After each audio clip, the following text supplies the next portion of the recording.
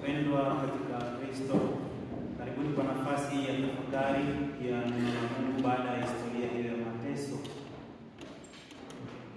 ambapo ninawaalika tuanze kwa kuangalia sehemu ya somo hili la Injili la kitabu cha nabii Isaya, somo la kwanza, juu ya huyu mtumishi wa Mwenyezi Mungu mnyenyekevu na mpole. Lakini kwa upekee sana katika sehemu moja tunapoambiwa kwamba yeye mwenyewe uso wake ulifanywa kama uso wa fedhea, kama kitu cha aibu. Watu hawakutaka kuona uso wake. Tulisoma kwamba yeye ni mtu wa huzuni nyingi, ajuaye sikitiko, na kama mtu ambaye watu humficha nyuso zao. Alidharauliwa wala hakumhesabu kuwa kitu. Watu hawakutaka kumtazama usoni kama kitu cha fedheha. Mahali pengine mzaburi anatuambia kwamba uso wake huo ulikuwa ni kama kitu cha fedheha, na kwamba waliomtazama walimfyonya huku wakitikisa vichwa vyao. Na katika uhalisia wa Injili tunajua kwamba alitemewa mate. Huyo ambaye anakuja kwa upendo kwa sababu ya sadaka yake ya ukombozi kwa watu wote, anakuja mzima kwa upendo, akiwatazama hao anaokuja kuwakomboa. Katika sehemu ya mateso tumesoma yeye Kristo akamtazama yule mwanafunzi aliyempenda, akamwambia huyu ndiye mama yako. Lakini hapo ni baada ya kumtazama mama. Kristo anaomtazama huyu mwanafunzi, kiwalisia tunajua ni Yohane, mmoja wa wale wana wawili wa Zebedayo.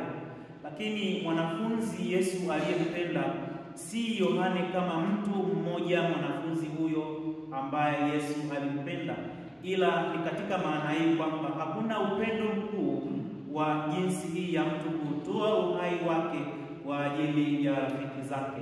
Kwa maana hiyo, yule aliyempenda ni mimi, sisi pamoja. Akatutazama wale aliyowapenda, akawaambia huyu ndiye mama yako ama mama yenu. Yeye hajifichi asione nyuso zao, anawatazama. Lakini hao wanaotazamwa wanaficha nyuso zao ili wasimtazame yeye, kwa sababu amefanyika kama kitu cha fedheha. Na pamoja na kujificha mbali naye, yeye haondoki bila kuachia alama ya uwepo wake, alama ya uso wake, ambayo tutaweza kuiangalia moja kwa moja kama uso, kwa maana ya picha aliyomwachia Veronica. Ninyi hamtaki kunitazama, lakini siondoki nikawaacha moja kwa moja, ninaacha alama yangu katikati yenu. Na katika namna ya kipekee kabisa ya ukamilifu wake, anavyoondoka kwa wale wasiotaka kumtazama, anaacha alama ya uwepo wake, Ekaristi Takatifu. Na hata anavyoacha alama hiyo ya uwepo wake katika maumbo hayo, na kwamba hapa na pale hawajatambua wala kumuona wazi jinsi anavyokaa katika maumbo hayo, anawakumbusha mara moja baada ya ufufuko. Safari ya Emmaus, Injili ya Luka nadhani sura ya 21,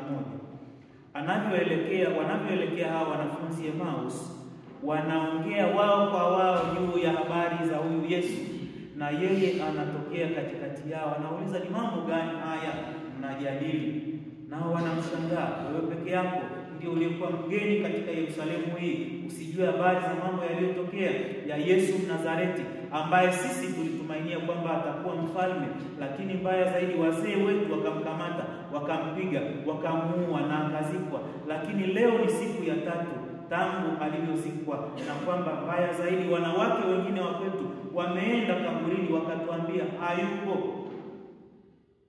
Yesu anawaambia kwamba ninyi mmekuwa vipofu, msielewe mambo hayo yaliyoongelewa juu yake tangu Agano la Kale. Na anavyoanza kuwasimulia, wanakaribia huko wanapoenda Yerusalemu jioni. Maandiko yanatuambia giza linaanza kuingia, giza, uvuli wa mauti, hali ya dhambi, matumaini hayapo. Wanamwambia Kristo, kaa nasi Bwana.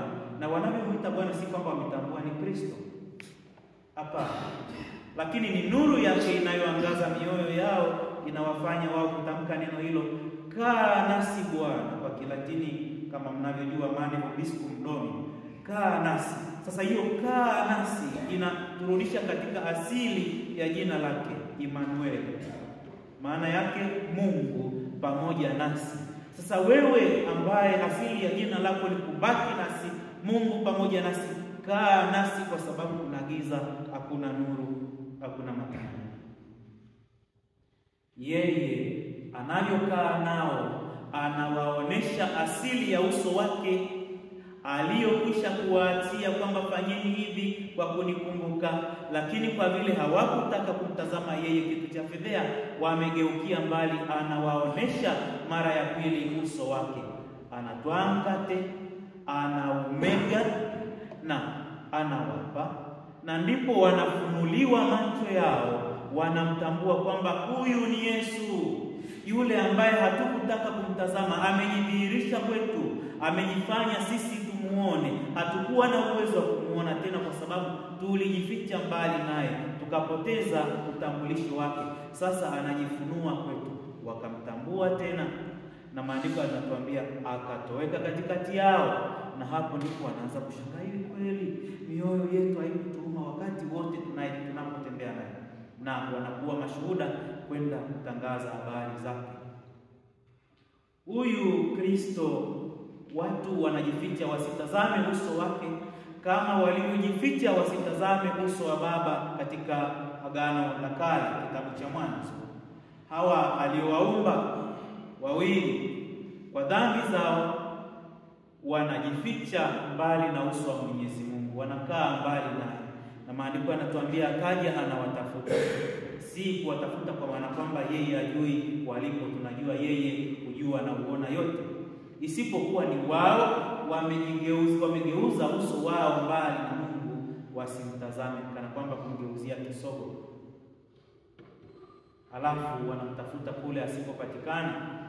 Lakini kwa sababu yeye asili ni yule anayekaa nao siku zote, hawezi kuacha watu wake, Mungu pamoja nasi, anakuja kwanza yeye kuwatafuta. Na wale uzao wa hao wa kwanza pia wanavyojitenga na uso wake kwa sababu ya dhambi ya Kaini, yeye hajifichi uso wake ili wasimuone, bali anajidhihirisha na anakuja kutazama uso wa huyu ambaye hataki kutazama uso wa Mungu. Anamwambia Kaini, nitakuwekea alama usoni, kwa maana kwamba nitautazama uso wako. Uso wako utakuwa katika usalama wangu. Hakuna mwingine atakayeinua mkono wake dhidi yako, kwa sababu saa zote ninakutazama, nimekuweka alama. Mungu anatutazama, sisi tunatazama mbali. Kristo anatutazama, sisi tunatazama mbali. Na akajinyenyekesha basi kwa jinsi hiyo yote ambayo tumeiona katika sehemu hiyo ya somo la kwanza. Na katika somo la pili tukasoma kutoka katika waraka wa Ibrania, tukaambiwa alifanana na sisi kwa kila kitu ama kwa kila jinsi, isipokuwa moja tu, kwamba hakutenda dhambi. Tunaambiwa alijaribiwa kwa kila jinsi au kwa namna zote, katika mambo yote, bila kufanya dhambi. Tumesoma kwamba bali yeye alijaribiwa sawa sawa na sisi katika mambo yote. Sasa sehemu hii ya Waebrania nilipenda kuihusianisha na sehemu ya mateso ya Yesu iliyopo katika Injili ya Luka. Kuna tofauti kidogo na simulizi hili la Yohane, ambapo Yohane hataji majaribu ya Yesu juu ya msalaba. Tunakumbuka majaribu yale ya kawaida tunayosoma katika Injili kama Mathayo sura ya 4 mara baada ya ubatizo, mwisho wa sura ya 3 na mwanzo wa sura ya 4, anapoingia jangwani kisha anafunga na baadaye anaingia katika majaribu yale matatu. Yesu anajaribiwa kwa uwezo wake. Yesu anajaribiwa kwa neno la Mungu. Yesu anajaribiwa kwa ushuhuda ambao mbingu zilitamka. Maandiko yanatuambia mbingu zikafunguka, Roho Mtakatifu akashuka juu yake kama hua, na sauti ya Baba ikasema, huyu ndiye mwanangu mpendwa wangu, msikieni yeye. Shetani anapita mule kwenye neno lile, ikiwa wewe ni mwana wa Mungu, na tumesikia na tumeshuhudia Baba akisema na Roho akashuka juu yako na tuliona. Sasa hatuamini, tufanye na sisi tuamini. Kama wewe kweli ni mwana wa Mungu, ambia jiwe liwe mkate. irushe, kwa sababu imeandikwa atakuagizia malaika zake. Anajaribiwa katika uwezo wake, na anajaribiwa mara hizo zote tatu. Na katika Injili sasa hiyo ya Luka ambayo hatujaisoma leo, imesomwa juzi, ile Jumapili ya Matawi, anajaribiwa tena mara tatu juu ya msalaba. Aliokoa wengine, hawezi kujiokoa mwenyewe. Kama wewe ni Kristo mwana wa Mungu, shuka msalabani tupate kukuamini. Kama wewe ni Kristo mwana wa Mungu, shuka msalabani, jiokoe mwenyewe, uje utuokoe na sisi.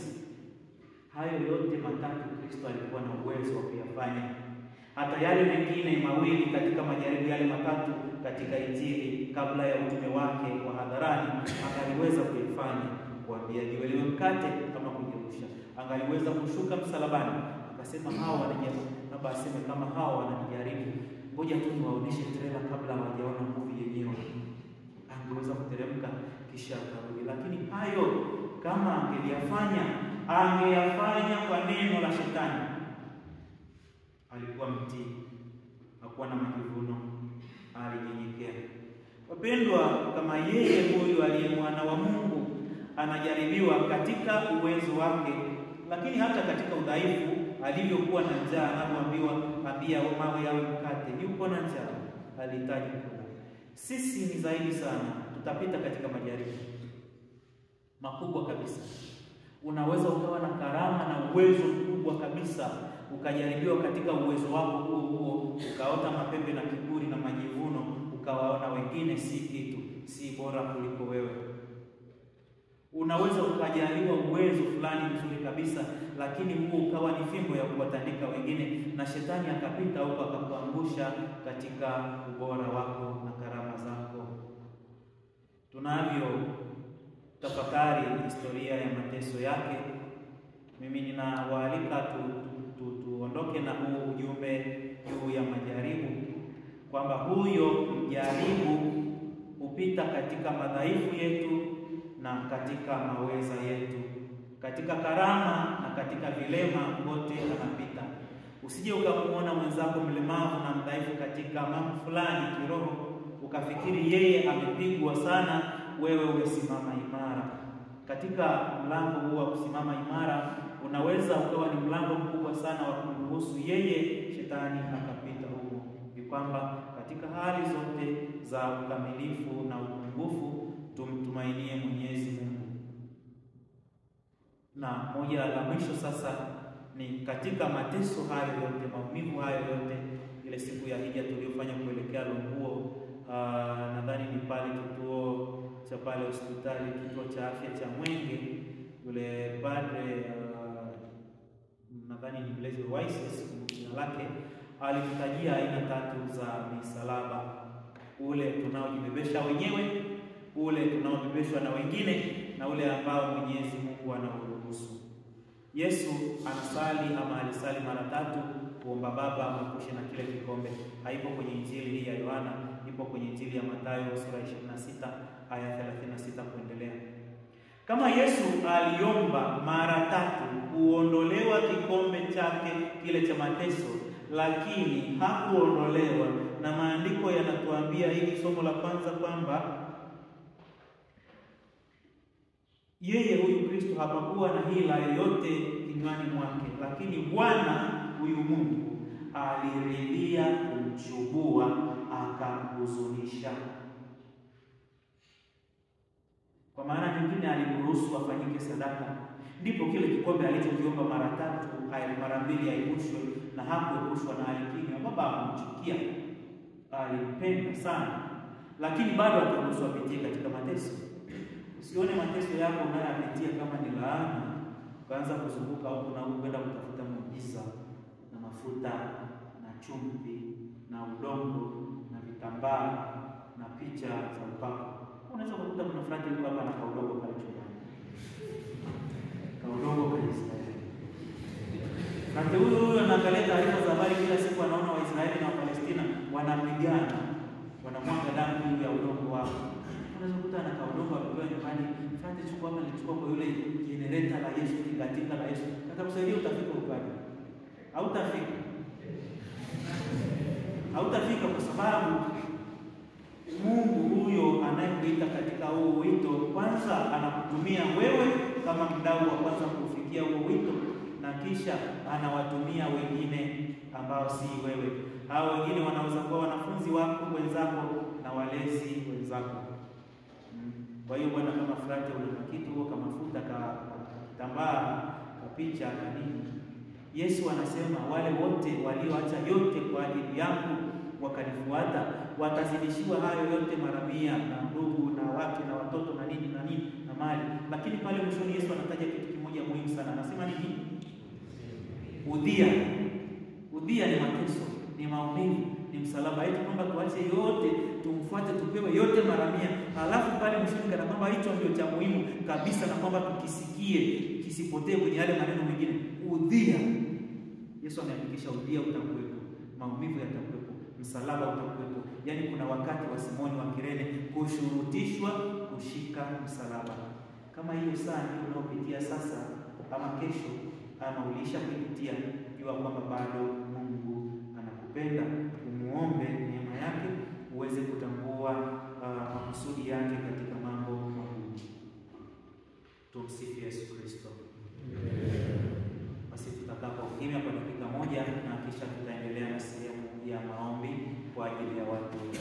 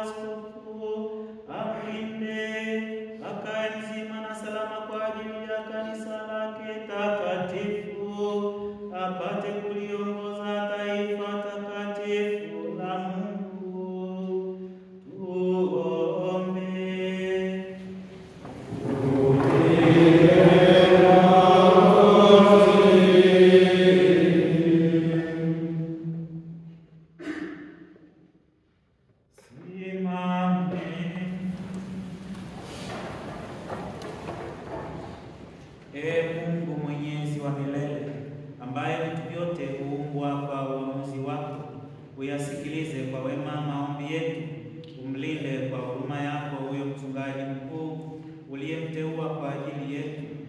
jamii ya Wakristo ambao wewe mwenyewe unawatawala chini ya huyo mchungaji mkuu, waongezewe mastahili ya imani yao kwa njia ya Kristo Bwana wetu.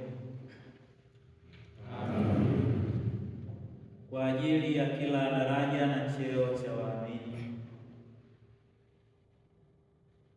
tumuombe pia askofu wetu Ludovick Joseph Mbinde na maaskofu wote, mapadri, mashemasi wa kanisa na jamii yote ya waamini. Tuombe.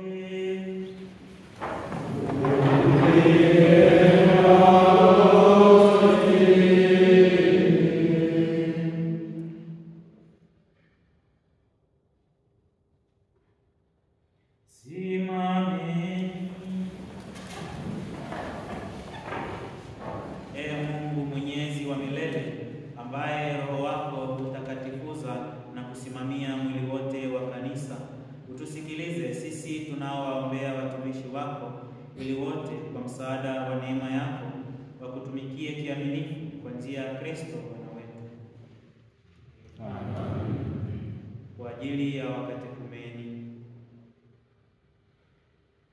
tuwaombe pia wakatekumeni wetu, ili Mungu na Bwana wetu azigue masikio ya mioyo yao na afungue mlango wa rehema yake, kusudi wakiisha kupata maondoleo ya dhambi zao zote kwa njia ya maji ya ubatizo wa kuzaliwa upya, nao pia wawemo ndani ya Yesu Kristo Bwana wetu. Tuombe.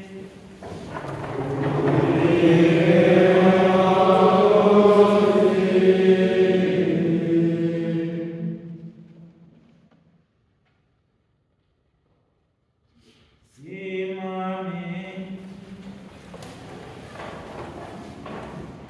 Mungu Mwenyezi wa milele, unayelistawisha daima kanisa lako kwa kuipatia wana wapya, waongezee imani na akili wakatekumeni, ili wakiisha kuzaliwa mara ya pili katika kisima cha ubatizo, wahesabiwe kati ya jamii ya hao uliowafanya watoto wako kwa njia ya Kristo Bwana wetu.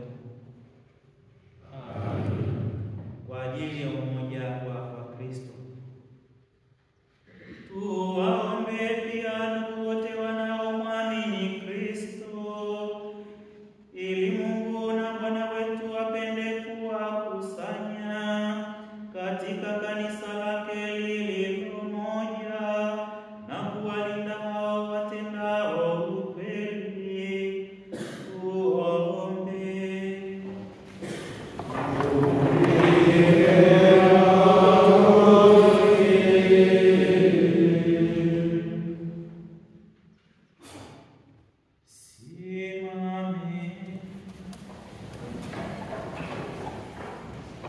Mungu Mwenyezi wa milele, unayekusanya yaliyotawanyika na kuyalinda yaliyokusanywa, ulitazame kwa wema kundi lake mwanao, ili wale waliotakaswa kwa ubatizo mmoja waunganishwe kwa umoja wa imani na kifungo cha mapendo kwa njia ya Kristo Bwana wetu.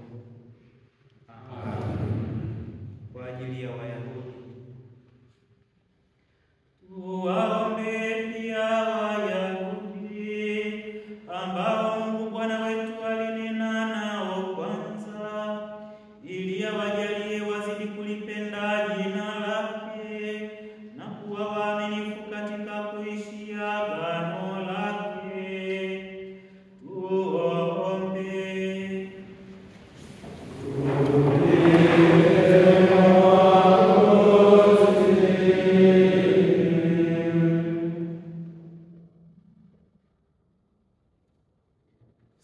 Simameni. Mungu Mwenyezi wa milele, uliyempa Ibrahimu na uzao wake ahadi zako, usikilize kwa wema maombi ya kanisa lako, ili taifa hilo ulilojipatia kwanza lijaliwe kufikia utimilifu wa ukombozi kwa njia ya Kristo Bwana wetu. Amen. ajili ya wasiomwamini Kristo. Tuwaombe pia wale wasiomwamini Kristo, ili wakiangazwa kwa nuru ya Roho Mtakatifu wapate nao kuingia katika njia ya wokovu. Tuombe.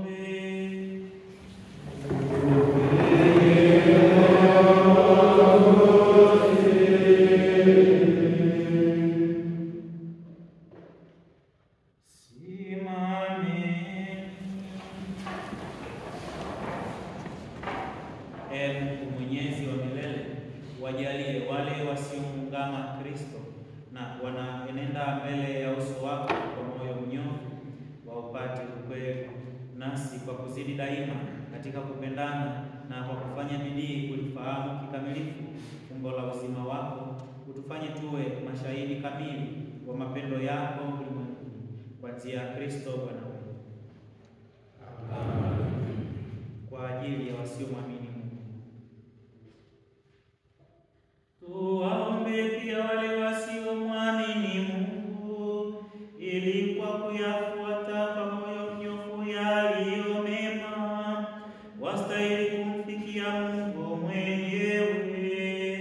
Tuombe.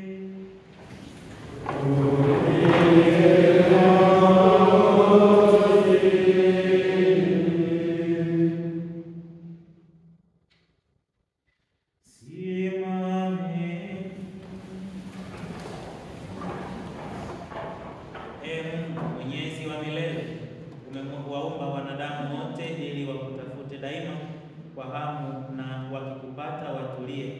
Tunakuomba utujalie ili watu wote, licha ya vizuizi vyovyote vya uovu, kwa kuzipokea ishara za wema wako na ushuhuda wa matendo mema ya wale wanaokuamini, wapate kufurahi katika kuungama wewe uliye peke yako, Mungu wa kweli na Baba yetu sisi binadamu, kwa njia ya Kristo Bwana wetu. Amen. Kwa ajili ya viongozi wa serikali, tuwaombe pia viongozi wote wa serikali, ili Mungu na Bwana wetu aelekeze akili na mioyo yao kadiri ya mapenzi yake, kusudi watu wote wapate amani na uhuru wa kweli.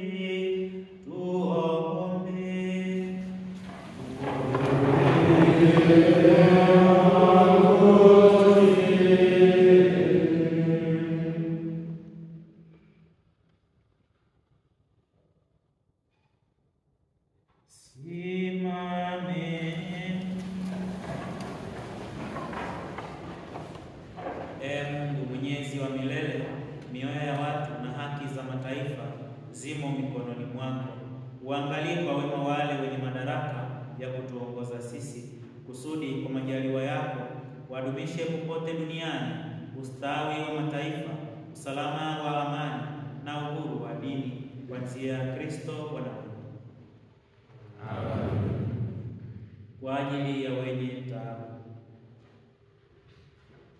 enyi ndugu wapendwa sana, tumwombe Mungu Baba Mwenyezi ili atakase ulimwengu na upotovu wowote, aondoe magonjwa, afukuze njaa, ayafungue magereza, azifungue mbingu, wanaosafiri wajaliwe usalama, walio mbali warudi makwao, wagonjwa wapone na wanaokufa waokoke. Tuombe.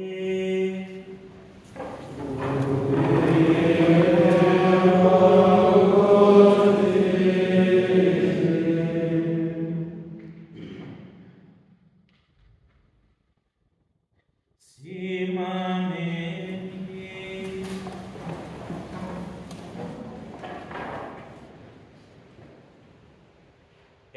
Mungu Mwenyezi wa milele, ndiwe faraja ya wenye kusikitika na nguvu ya wanaoteswa. Yafike kwako maombi ya wanaokulilia katika taabu yoyote, ili kwa rehema yako wote, kila mmoja katika shida yake, wafurahie kusikilizwa kwa njia ya Kristo Bwana wetu. Amen. Basi mara baada ya maombi hayo kwa watu wote, tunaelekea sehemu ya kuonesha msalaba na kisha kuja kwa ajili ya kuabudu wokovu unaotundikwa juu ya msalaba.